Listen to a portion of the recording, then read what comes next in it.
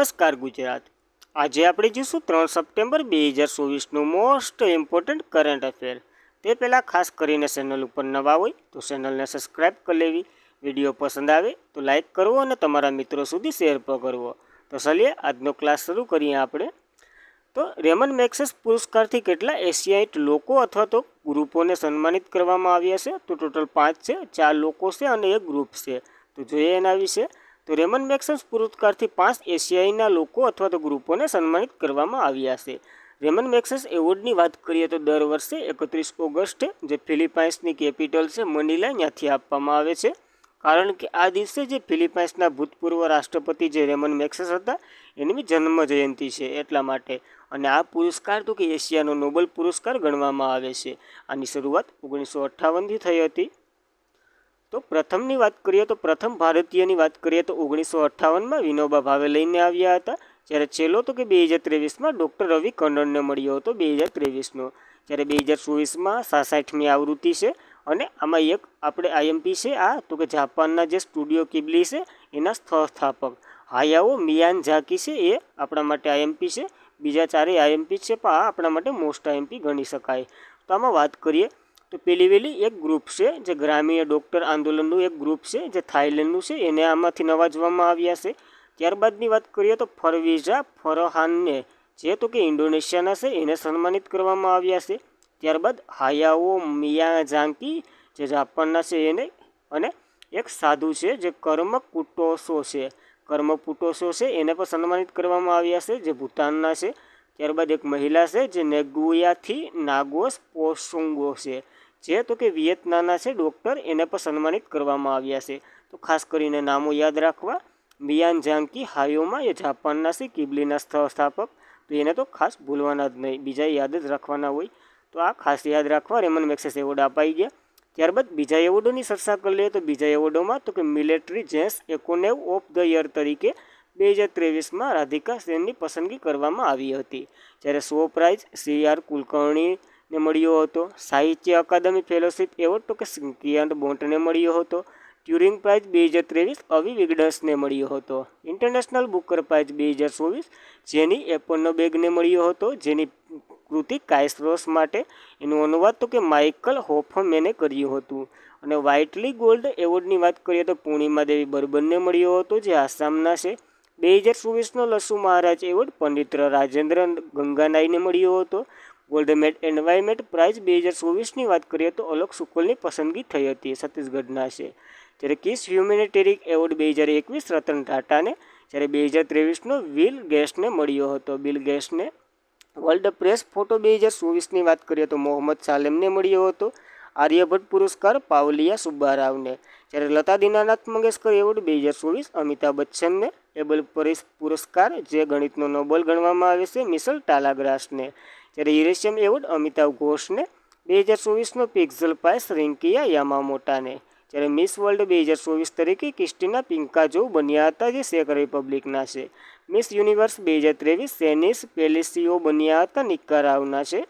જ્યારે 2023નો GD Birla award doctor Aditi શેન્ડેને મળ્યો હતો। જ્ઞાનપીઠ પુરસ્કાર માટે 2 વ્યક્તિ 58મો હતો જગતગુરુ રામભાચાર્ય અને ગુલજારીલાલને। KPB નામીબિયા એવોર્ડ એસ સોમનાથનને મળ્યા હતો, ઇસરોના સ્થાપક છે। CK Naidu lifetime achievement એવોર્ડની વાત કરીએ તો રવિ શાસ્ત્રીને અને ફારુ એન્જિનિયરને મળેલો છે। જ્યારે આસામ વૈભવ સન્માનની વાત કરીએ તો રંજન ગોગાઈને મળ્યો હતો। MS સ્વામીનાથન એવોર્ડની વાત કરીએ તો BR કંબોજને મળ્યો હતો। 2023નો સ્ટાર રામાનુજન પુરસ્કાર રૂઈ કિંગ આવ ઝાંગને મળ્યો હતો। જ્યારે સાહિત્ય અકાદમી પુરસ્કાર હિન્દીમાં તો કે સંજીવને મળ્યો હતો મને ઓળખો માટે। અંગ્રેજીમાં તો કે નીલમ શરણ ગોરને મળ્યો હતો રાંગ જાનકી વિનંતી માટે। 33મો વ્યાસ સન્માન પુષ્પા ભારતીને મળ્યો હતો યાદો માટે। 33મો સરસ્વતી સન્માન પ્રભા વર્માને મળ્યો હતો રુદ્ર સાત્વિક માટે। જ્યારે રેમન મેગ્સેસે એવોર્ડ 2023નો ડૉક્ટર રવિ કન્નરને હાલ 5 વ્યક્તિને આપી દીધા છે, તો એ પણ આની સાથે એડ કરી દેજો। જ્યારે V Shantaram lifetime achievement award સુબિયાન્તા નલ્લામથુને। National Mandela lifetime achievement award તો કે વિનોદ ગણોત્રાને આપ્યો હતો। જ્યારે પેન પિક્સેલ સાહિત્ય પુરસ્કારની વાત કરીએ 2024નો અરુંધતી રોયને, અને આરતી જે યુપીથી બિલોંગ કરે છે એને તો કે રાજા ચાર્લ્સ ત્રીજા દ્વારા અમાલ કલુની તરફથી મહિલા સશક્તિકરણનો પુરસ્કાર મળેલો છે। જ્યારે કોમનવેલ્થ સ્ટોરી પિક્ઝલ 2024 સંજના ઠાકોરને મળ્યો હતો ઐશ્વર્યા રાય એની કૃતિ માટે. જ્યારે 12મો વિશ્વ હિન્દી પુરસ્કારની વાત કરીએ તો ડૉક્ટર ઉષા ઠાકોરને મળ્યો હતો.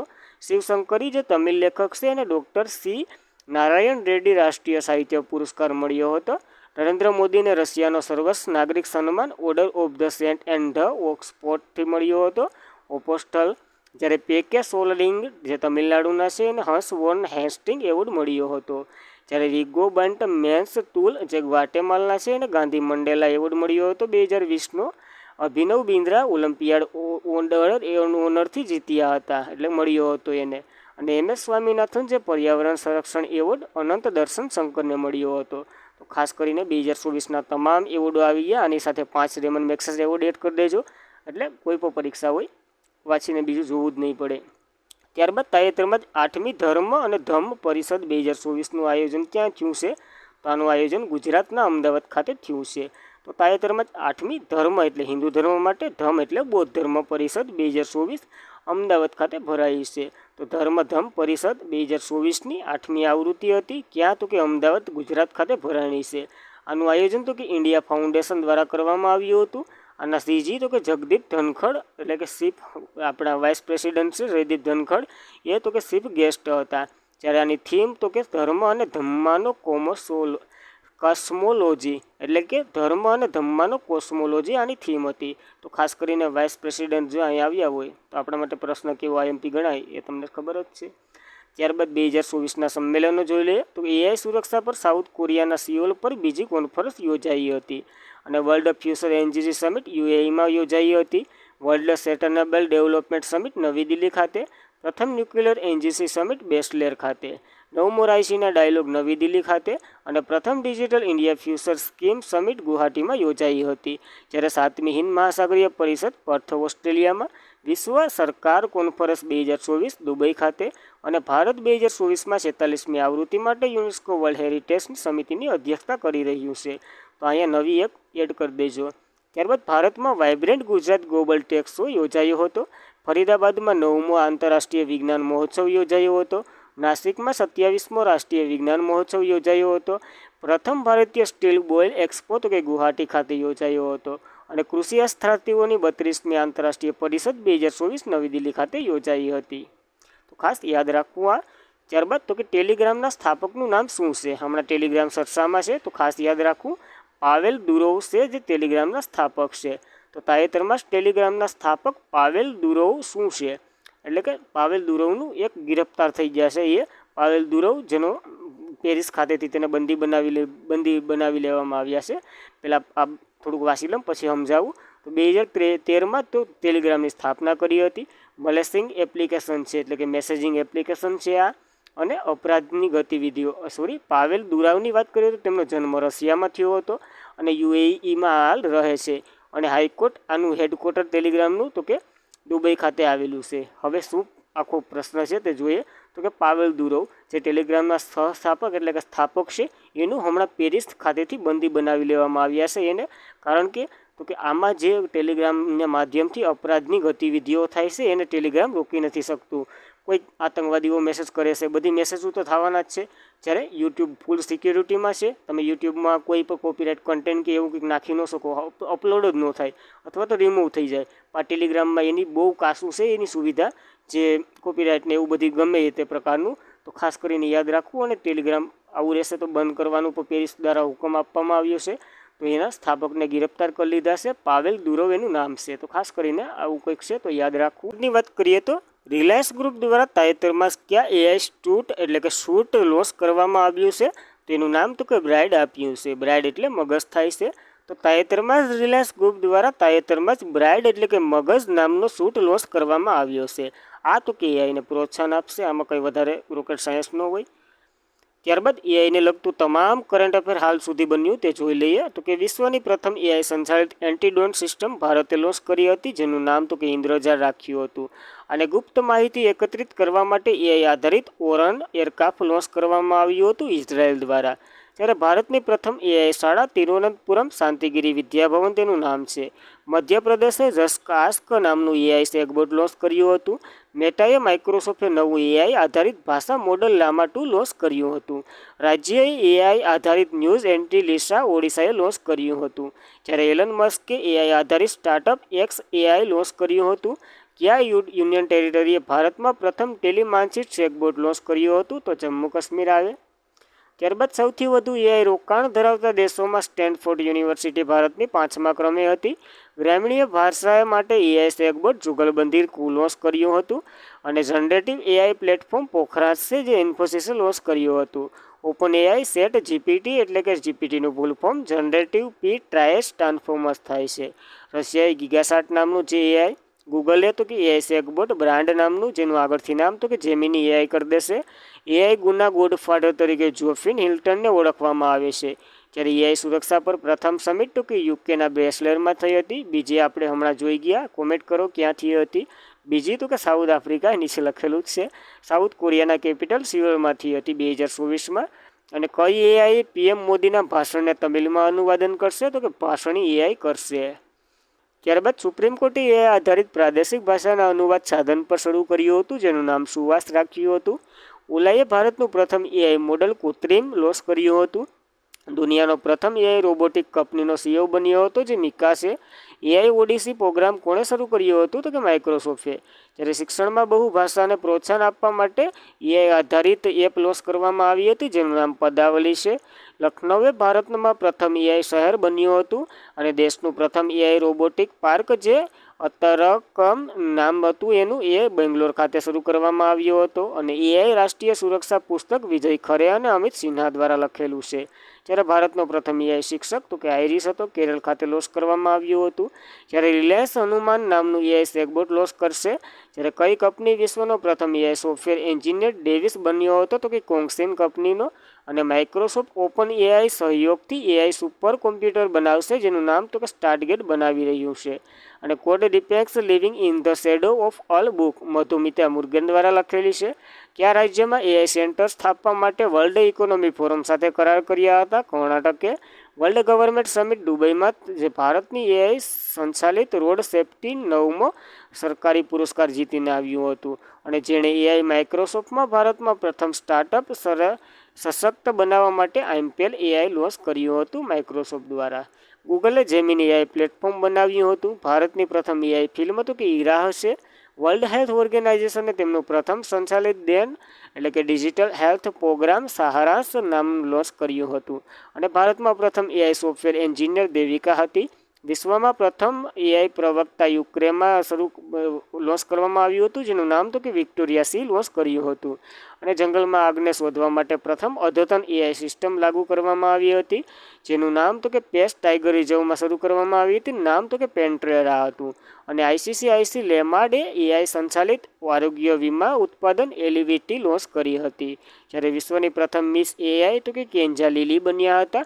અને એઆઈ ચેકબોટ સેવાએ સેબી શરૂ કર્યું હતું. તો ખાસ કરીને આ 2024ના હાલ સુધીના તમામ પ્રશ્નો આવી ગયા. આની બહાર એક પણ પ્રશ્ન નહીં હોય એઆઈને લગતો. ત્યારબાદ તાજેતરમાં જ કોણે એઆઈ સંચાલિત વાતચીત શોપિંગ આસિસ્ટન્ટ રૂફોન્ટ લોન્ચ કર્યું છે?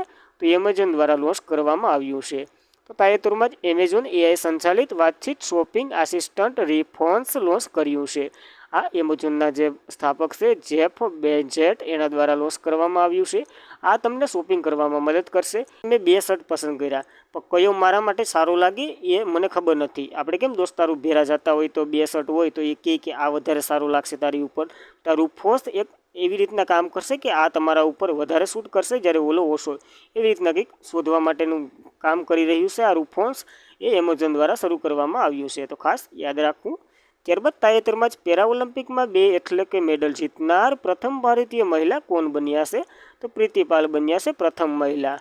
આ બધાય પ્રીતિના નામ એક વખત જોઈ લેજો. બધાય છે ને આ 3 પ્રીતિઓ એ આપણે ભણી લીધા છે. તો તમને ખબર હોય તો નામ કોમેન્ટ પર કરજો, કઈ કઈ પ્રીતિ કેના સાથે સંકળાયેલી છે ને તે પર. તાજેતરમાં જ પેરા ઓલિમ્પિકમાં 2 એથ્લેટ મેડલ જીતનાર પ્રથમ ભારતીય મહિલા પ્રીતિપાલ બન્યા છે. જ્યારે પ્રીતિપાલ તો કે પેરિસ ઓલિમ્પિયાડ 2024માં 200 મીટર રેસમાં 30 અને 1 સેકન્ડમાં પૂરું કરી અને બ્રોન્ઝ મેડલ જીત્યા છે. જ્યારે પેરાઓલિમ્પિક ટ્રેક અને ફિલ્ડ ઇવેન્ટમાં 2 મેડલ જીતનાર પ્રથમ ભારતીય મહિલા બની ગયા છે. તો ખાસ યાદ રાખવું. આની પહેલાં તે 100 મીટર દોડમાં 14.21 સેકન્ડમાં બ્રોન્ઝ મેડલ પેરાઓલિમ્પિક ઇવેન્ટમાં લઈને આવ્યા હતા. તો આ એનો પહેલો અને આ બીજો 200 મીટરમાં, પહેલો 100માં અને બીજો 200માં 2 ગોલ્ડ લાવ્યા છે. ત્યારબાદ નિશાંત કુમાર મેન્સ હાઈ જમ્પમાં 1 સિલ્વર મેડલ લાવ્યા છે. તો ભારત પાસે હાલ 7 મેડલ થઈ ગયા છે. તો ચર્ચા કરી લઈએ આખા એની. તો પેરિસ પેરાઓલિમ્પિક 2024ની વાત કરીએ. આવૃત્તિ 17મી છે. 28 ઓગસ્ટથી 8 સપ્ટેમ્બર 2024 દરમિયાન આનું આયોજન થઈ રહ્યું છે. અને ભારતના 160 એથ્લેટ જે 12 રમતોમાં ભાગ લઈ રહ્યા છે. ઉદ્ઘાટન સમારોહમાં ભારતના ધ્વજધારક તરીકે સુમિત અનિન્ટેલ જે ભાલા ફેંકના છે, ભાગ્યસિંહ જાદવ જે શોટપુટના છે અને સેફ ડી મિશન તરીકે સત્યપ્રકાશ સાંગવાના બન્યા હતા. તો મેડલ જોઈ લઈએ એક વખત. મેડલની વાત કરીએ તો પેરિસ 2024 પેરાઓલિમ્પિક ભારતીય વિજેતાની વાત કરીએ. પહેલાં તો કે અવની લખેરા હતા શૂટિંગમાં. મહિલાની 10 મીટર રાઇફલમાં તે સોનું એટલે કે ગોલ્ડ લાવ્યા હતા. મેના અગ્રવાલ શૂટિંગ સાથે સંકળાયેલા છે. મહિલાઓની 10 મીટર રાઇફલમાં તે કાશ્ય એટલે કે બ્રોન્ઝ મેડલ લાવ્યા હતા. પ્રીતિપાલ એથ્લેટ મહિલા 100 મીટર તીર 35માં કાશ્ય એટલે કે બ્રોન્ઝ લાવ્યા છે. જ્યારે મનીષ નરવાણ શૂટિંગમાં પુરુષોની 10 મીટર એર પિસ્તોલમાં ચાંદી એટલે કે સિલ્વર લાવ્યા છે. રૂબિન ફ્રાન્સિસની વાત કરીએ તો શૂટિંગમાં મહિલા 10 એર પિસ્તોલમાં કાશ્ય એટલે કે બ્રોન્ઝ લાવ્યા છે. પ્રીતિપાલ એથ્લેટ મહિલા 200માં T20માં બંનેમાં કાશ્ય મેડલ લાવ્યા છે. પ્રીતિપાલ તો ખાસ યાદ રાખવું. નિશાંત કુમારની વાત કરીએ તો એથ્લેટ છે જે પુરુષોની ઉશી કૂદમાં ચાંદીનું એટલે કે સિલ્વર મેડલ લાવ્યા છે. તો કેટલા ટોટલ 7 મેડલ થયા છે. 1 ગોલ્ડ અને 2 સિલ્વર અને બીજા બધી બ્રોન્ઝ. તો ખાસ કરીને યાદ રાખવા મેડલો. ત્યારબાદ India chamber of the commerce Kolkata દ્વારા તાજેતરમાં જ કોને best small finance bank of ઇન્ડિયાનો એવોર્ડ એનાયત કરવામાં આવ્યો છે.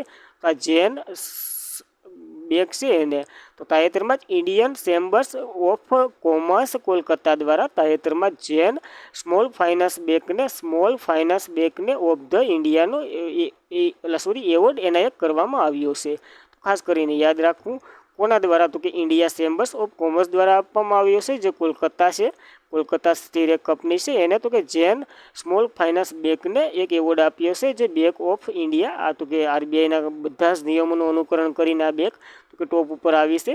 જેન સ્મોલ ફાઇનાન્સ બેંક અથવા તો જના સ્મોલ ફાઇનાન્સ બેંક પર કહેવામાં આવે છે. જેની રચના તો કે 2018માં થઈ હતી. હેડક્વાર્ટર બેંગ્લુરુમાં આવેલું છે અને હાલના સીઈઓ તો કે અજય કવાલ છે. તો ખાસ કરીને આ એક નવો એવોર્ડ એડ કરી લેવો. તો તાજેતરમાં જ ટેનઝર-1 ઉપગ્રહ કોના દ્વારા લોન્ચ કરવામાં આવ્યો છે? તો નાસા દ્વારા લોન્ચ કરવામાં આવ્યો છે. તો તાજેતરમાં જ ટેનઝર-1 ઉપગ્રહ નાસા દ્વારા લોન્ચ કરવામાં આવ્યો છે. આ તો કે સ્પેસ એક્સ અને ફાલ્કન 9 રોકેટ દ્વારા ઉપગ્રહને ઉડાડવામાં આવ્યો છે. લોન્ચ તો કે નાસાએ કર્યો છે. આનો ઉદ્દેશ્ય તો કે કાર્બન ડાયોક્સાઇડ અને મિથેનના મુખ્ય ઉત્સર્જકને શોધવા. ત્યારે આની પહેલાં જ આપણે ભણ્યા હતા મિથેન સેટ જે સ્પેસ એક્સે એક ઉપગ્રહ લોન્ચ કર્યો હતો. તો ખાસ કરીને યાદ રાખવું આ નવો ઉપગ્રહ નાસાનો. ત્યારબાદ મિથેન જ્યાં જ્યાં ચર્ચામાં રહ્યું છે ત્યાંથી ગોતીને અહીં રાખી દીધું છે તો વાંચી લેવું. ભારતમાં સૌ પ્રથમ મિથેન ખાનારા બેક્ટેરિયા તો કે મેનેટોફાઇટિસ બેક્ટેરિયા મળી આવ્યા હતા પુણે ખાતેથી પશ્ચિમ ભાગમાંથી. જ્યારે વિશ્વની પ્રથમ મીઠે સંચાલિત રોકેટ લોન્ચ કર્યું હતું ચીને જેનું નામ તો કે JUICE-2 હતું. અને સ્પેસ એક્સ મિથેન ગેસ શોધવા માટે મિથેન સેટ ઉપગ્રહ આપણે વાત કરીએ. અને મિથેન ક્યાં ઉત્સર્જન કરે છે? તો કે રમણીય પ્રાણીઓ, ભેજ, જમીન, ડાંગરના ખેતરો વગેરેમાંથી મિથેનનું ઉત્સર્જન થાય છે. તો ખાસ કરીને આ વિજ્ઞાનનો પ્રશ્ન પણ બની શકે. ત્યારબાદ આની વાત કરીએ નાસા ચર્ચામાં રહ્યું છે તો કે નેશનલ એરોનોટિકલ્સ એન્ડ સ્પેસ એડમિનલ તેનું ફૂલ ફોર્મ થાય છે. DRDOની સાથે આની સ્થાપના થઈ 1958માં. મુખ્ય મથક વોશિંગ્ટન DC ખાતે આવેલું છે અને સૂત્ર તો કે બધાના ફાયદા માટે. જ્યારે એડમિનલ સ્ટેટર તો કે બિલ નેશનલ છે. થોડુંક કરંટ અફેર જોઈ લઈએ નાસાનું. તો કે સ્પેસ મિશન જે મહાસાગરીય અને વાતાવરણનો અભ્યાસ કરવા માટે લોન્ચ કર્યું હતું એને. અને આર્ટેમિસ મિશન જે મનુષ્યમાં ફરી એક ચંદ્ર પર પગ મૂકવા જે બન્યા હતા ક્રિસ્ટીના કોસ એને પસંદગી થઈ હતી આ આર્ટેમિસ મિશન માટે. અને ડેવિડ મિશન 2029માં શુક્ર દ્વારા ઉડાન ભરશે અને તેના કઠોરો વાતાવરણનો અવશેષ કરશે. જ્યારે નાસા ઉપગ્રહ અને એટલે કે નાસા ઉપગ્રહ જે નાસા અને ઇસરો સેટેલાઇટ ઓપરેટર રડાર નાસાએ આ બંને ભારત અને નાસાની કંપની છે એના દ્વારા બનાવી રહી છે. જ્યારે નાસાએ ઇવોલ્યુશન ટેક્સ મિશનને સમાપ્ત હમણાં જ કરી દીધું હતું. કાલે જ આપણે જોયું હતું તો ખાસ યાદ રાખવું એટલું નાસા વિશે. ત્યારબાદ તાજેતરમાં જ મનુ ભાકર શૂટિંગ રેન્જનું ઉદ્ઘાટન ક્યાં કરવામાં આવ્યું છે? જો મનુ ભાકર હરિયાણાના છે, હરિયાણામાં નહીં મધ્યપ્રદેશમાં બની રહ્યું છે, એટલા માટે ક્વેશ્ચન લઈને આવ્યો છું. તો તાજેતરમાં જ મનુ ભાકર શૂટિંગ રેન્જનું ઉદ્ઘાટન તો કે મધ્યપ્રદેશના ગ્વાલિયર ખાતે થઈ રહ્યું છે. આ તો કે આપણા જ્યોતિરાદિત્ય સિંધિયા જે કેન્દ્રીય સંચાલન મંત્રી છે એના દ્વારા બનાવવામાં આવી રહ્યું છે. થોડીક સ્પીડ વધી ગઈ કે નહીં, વાંધો નહીં, સોરી કરી દઉં. તો મનુ ભાકર શૂટિંગ સાથે સંકળાયેલા છે. પેરિસ ઓલિમ્પિકમાં હમણાં જ 2 મેડલ લઈ ગયા, 2 બ્રોન્ઝ છે, એક મિક્સમાં જીત્યો અને એક તો કે સ્વાતંત્ર્ય રીતે જીત્યો હતો. જ્યારે મનુ ભાકર શૂટિંગ સાથે સંકળાયેલા છે, હરિયાણાથી બિલોંગ કરે છે અને મધ્યપ્રદેશમાં તે શૂટિંગ રેન્જનું ઉદ્ઘાટન કરવામાં આવ્યું છે જ્યોતિરાદિત્ય સિંધિયા દ્વારા. તો કન્ફ્યુઝનમાં ન થતા. ત્યારબાદ મનુ ભાકરની વાત કરીએ તો 10 મીટર એર પિસ્તોલ ઇવેન્ટમાં બ્રોન્ઝ મેડલ જીત્યો હતો એ, અને પેરિસ ઓલિમ્પિક 2024માં ભારતનો પહેલો મેડલ હતો આ. જ્યારે શૂટિંગમાં ભારત માટે ઓલિમ્પિયાડ મેડલ જીતનાર તેઓ પ્રથમ ભારતીય મહિલા ખેલાડી પણ હતા. જ્યારે મનુ ભાકર અને સબજોત સિંહ બ્રોન્ઝ મેડલ લાવ્યા હતા, જે ભારત ઓલિમ્પિક યાર્ડમાં પ્રથમ વખત મિસ શૂટિંગ ઇવેન્ટમાં મેડલ જીત્યો હતો. તો ખાસ કરીને યાદ રાખવું એટલું મનુ ભાકર વિશે. ત્યારબાદ તાજેતરમાં જ કેન્દ્રીય સરકારે વિસ્તારા અને એર ઇન્ડિયા એટલે કે એફડીઆઈ એટલે કે ફોરેન ડાયરેક્ટ ઇન્વેસ્ટમેન્ટને કોને મંજૂરી આપી છે? તો સિંગાપુરે આને મંજૂરી આપી દીધી છે.